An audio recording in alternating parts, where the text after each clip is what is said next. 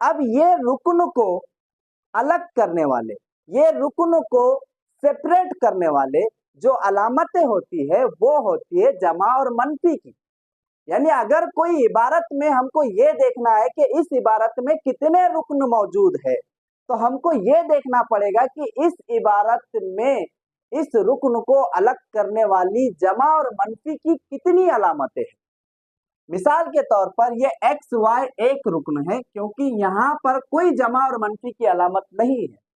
नीचे देखते हैं, अगर हमको ये देखना है कि इस इबारत में कितने रुकन हैं, तो इन अरकान को सेपरेट करने वाला जो अलामत है वो है जमा की। जहां पर जमा आ गया, अब इसका मतलब ये है कि सामने वाला अलग रुकन है और पीछे वाला अलग रुकन है। यानी बात साफ है, जमा और मनफी की अलामतें इनको सेपरेट करती है, इनको अलग करती है और इनकी पहचान कराती है कि एक इबारत में कितने रुकन मौजूद है।